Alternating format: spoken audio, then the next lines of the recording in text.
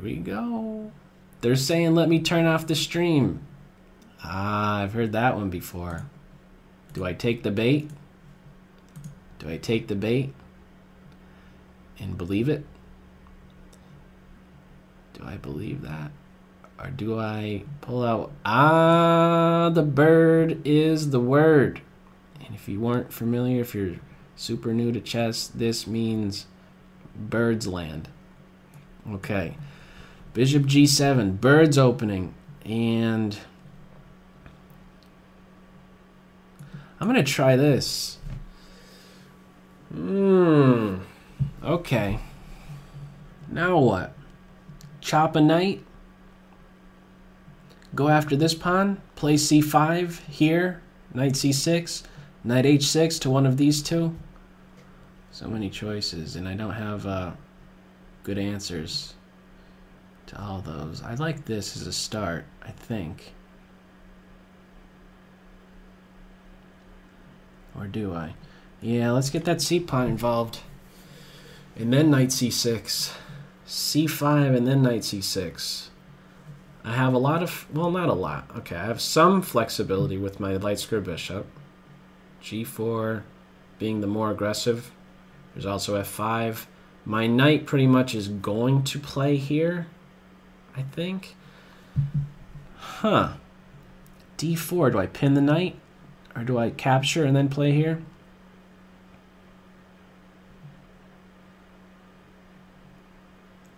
I'm going to chop that up. And now, develop with the tempo. Or no, it's not a tempo, but we'll see how white recaptures. I have to be cautious of this possibility, this pawn push. One example is queen to here, knight c6, bishop pin, bishop d7, and then pawn push. Pawn sack. Actually, no, that's not working. The queen on d4 would be hit if there is that pawn move. But anyhow, this has some of my attention. The possibility, if my bishop goes elsewhere, let's say off the board, off of this diagonal, possibility for e6. Beware of the e6 move is what I'm getting at. All right, let's go. The bishop pin is happening. Knight here. More development, ready to castle. I want to be able to castle and just then have the threat on the queen, I think. Or is there something with bishop here? There's queen check, and if knight blocks, I could take the bishop and then take the queen. But at the end of that, I think I'm having to dodge possible forks on c7, so no thanks on that one. Let's get more development in here. Castle. If knight c3, well, I think I might do this. And although it makes my bishop look like an idiot, I am supporting my center. And maybe I could come out in this direction with my light square bishop one day. My opponent does have a space advantage on the king side. Okay, I don't have any choice. Let's recapture right away. And let me also do what? Let me castle. I'd like to get this move in, but I think white might be looking to control that, which is understandable. But what about this? Is that going to be annoying to the knight? I think I'd like to get rid of my light square bishop for the knight. Let's see if I can make that happen. Okay, I think I want to just take this guy out. I don't know. I don't want to tolerate that knight anymore. You need to go. You need to go, knight. Yep. Giving up the light square bishop. I do. My opponent, okay, again, having a space advantage. You know, it's a little bit difficult for me to maybe coordinate my pieces, so that's maybe another reason to run in for that. This, I have to take really good care of this c5 square. And I want to, first and foremost, make sure that my knight can reside on this f5 square. I do not want him to be kicked away anytime soon. I think I'm starting to become better in this position, and this move right here. Hang on, hang on, hang on. If I do this, no, I could do it. I could do it. I was thinking knight here is available, but it is not, because I could actually take and be on the queen. If I didn't have that threat on the queen after a knight e4 move, pawn takes knight, then this might be a big concern to me, because f6 and e6 are maybe available. I think I start to stand better here. Pawn push is good, I think. Now I still am in this pin. c4 could be played. If I play d4, there's maybe b5. I think this is as far as I want to go. I don't want to... do I take that bishop? No, I like my knight too much. I am in a pin, but I am hitting b2. I'm going to be very cautious. In fact, if a3 is played, I can't take... Well, no, I could take the pawn because I'm on c2 after that. But I have to be cautious of maybe some pawn push right now being the case, because I am in this pin. Let's get this pawn up to stop the b4 advance. And also, I'm going to go forward again. And if this pawn is going to push forward, my rook is going to have some play. As follow-up moves, this rook, where do you think it's going to go? Probably here.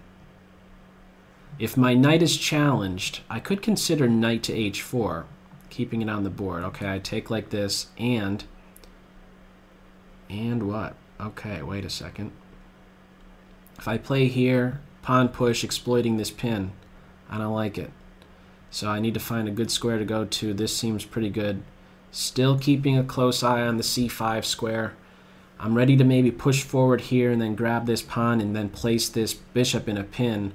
I think that'll translate into an endgame, and I think that's what we're going to be seeing right now. It seems super awkward to play rook to c3 right here. There's like a little flying V formation going on here.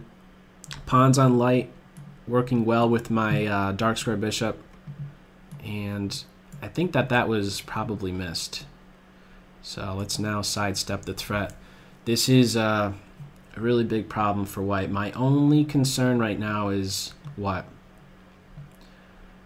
Well, I'm actually getting two minor pieces here. Let me just think this one through. Rook takes bishop. If rook takes rook, I play knight takes knight.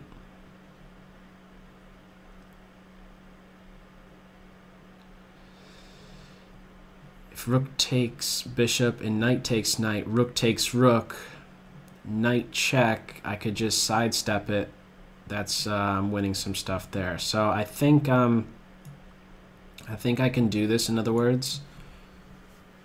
This is working. Rook takes rook, I think, is best.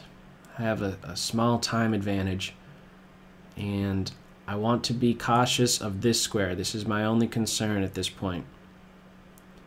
Can white break through at f7? I'm seeing in two moves I can have it supported. I'm actually able to win this pawn, though.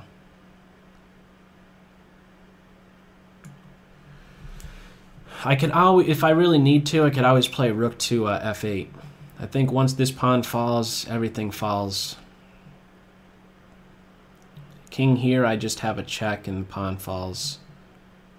So I'm just going to go with this and resort to a very passive position for my rook, but there's no further progress that could be made, and this pawn is ready to fall next. And, well, I think everything is ready to fall now. These pawns can't be defended. There's no other breaking points for white here. Just going to take this first. I don't think it really matters which pawn. And just go a little fast.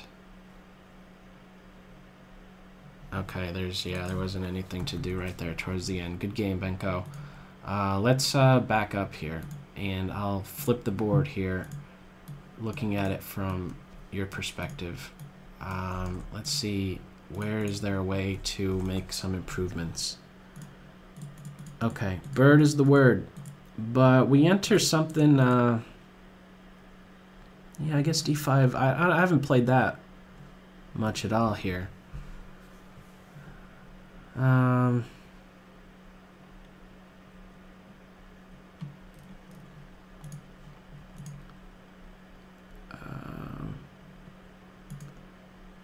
Yeah, let's see.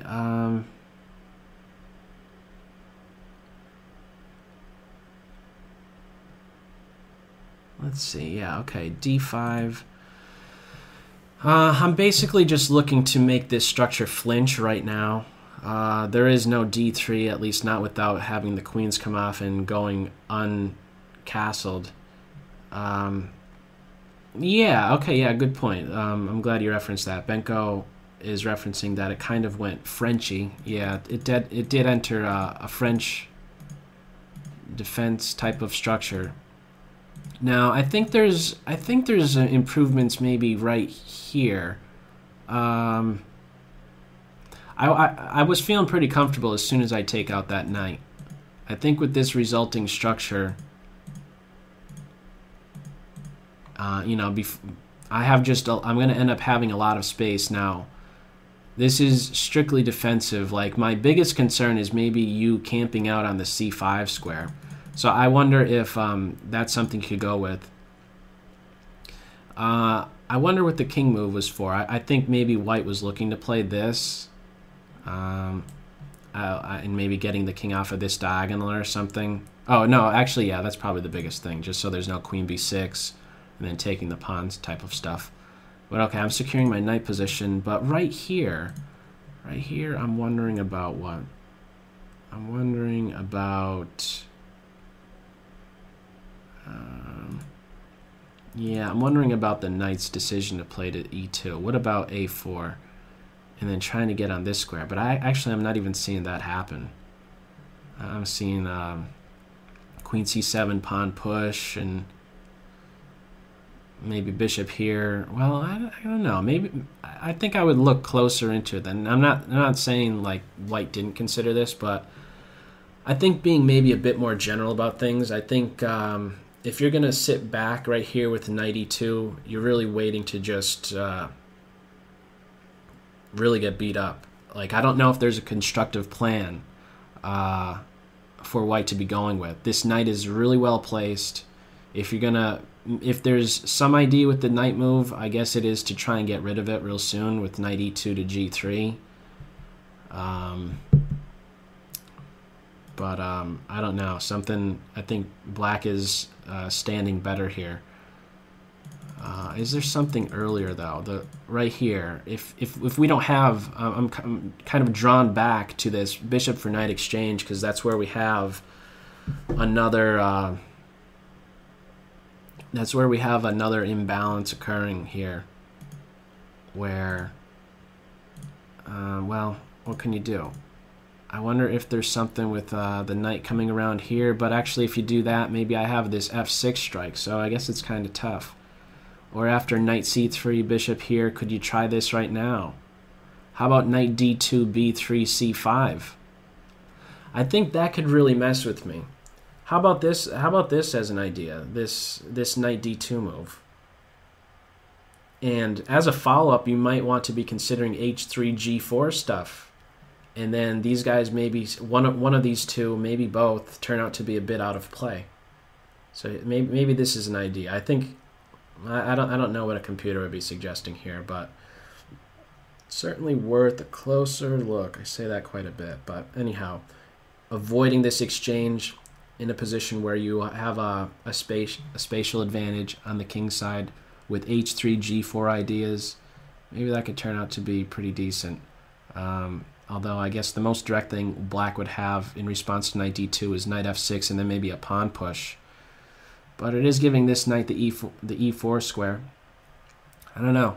It's a new look, a new take on this position for sure to avoid the knight for bishop exchange. I think I start to stand better right now. I don't know if there's a way you could take advantage of this pawn structure. It is to focus your attention on c5. If you're not going to have that under control, I think black is better in such a position.